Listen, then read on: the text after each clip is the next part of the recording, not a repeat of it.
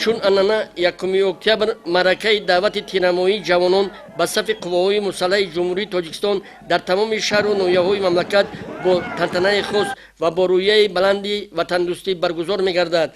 در روز اول دعوت تعداد زیاد اختیاریان جوانان سن و سال دعوتی به کمیسریت‌های حربی حاضر شده داوطلبانه با سر بلند و با نیروی قدرت جوانمردانه به ارتش ملی می‌پیوندند که این اقدام باعث افتخار و سرفرازی است.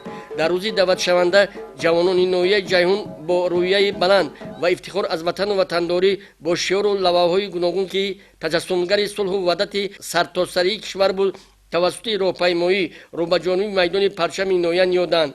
حمایه مرز و بوم کشور قرض فرزندی هر یک جوان با ننگ و ناموس ملت محسوب می‌یابد. در چهاربینی که بخشیده به روز دعوت شونده در میدان پرچم ناحیه جیهون دایر گردید، رئیس ناحیه، رئیسان جماعت‌های شهرک و دهات، مسئولین کمیسریت حربی ناحیه اشتراک نمودند.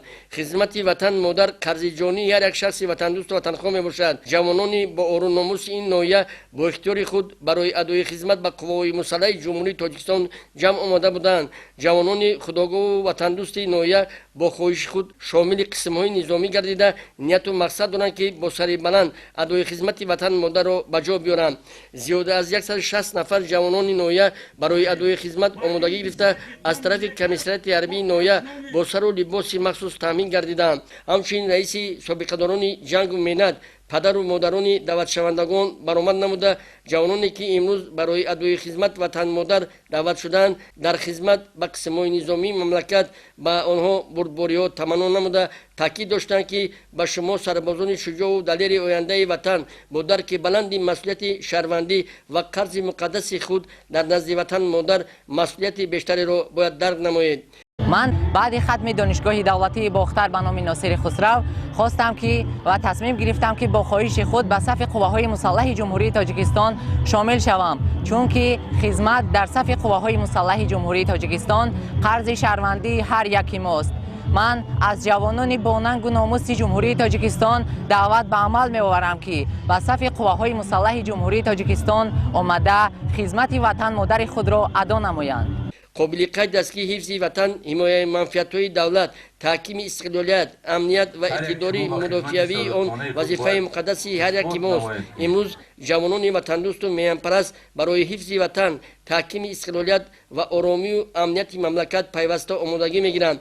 در واقع جوانان دعوت شونده در ناحیه جیهون اختیاراً برای ادای خدمت به قوای مسلح جمهوری تاجیکستان آمادگی گرفته تیارند که برای حمایت مرز و بوم کشور با دل و نیت پاک قرض وطنداری خود را ادا نمایند. این از آن دلالت می‌دهد که تربیت حربی وطن دوستی جوانان کارهای ترغیباتی و تشویقاتی خیلی خوب برآمده شده.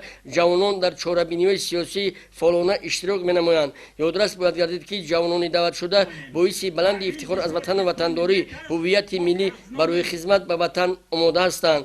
از طرف مقامات اجرایی حکومت دولتی ناحیه و تشکیلات مددگار مدافع آن دعوت شوندگانی که کورس رانندگی را موفقیت ختم نمودند به 150 نفر در یک وضعیت تنتنوی با شهادتنامه رانندگی سرفراز گردانیده شدند. همین طریق بخشیده به روز دعوت شونده از طرف هنرمندان شعبه فرهنگ ناحیه برنامه رنگین کنسرتی پیشنهاد گردید که این چهاربینی سیاسی در ناحیه جیهون در یک سطح بلند دایر گردید. خانم‌نود نیازی، غیرشوی مردان، نمازعلی ارگش برای برنامه اخبار از ناحیه جیهون.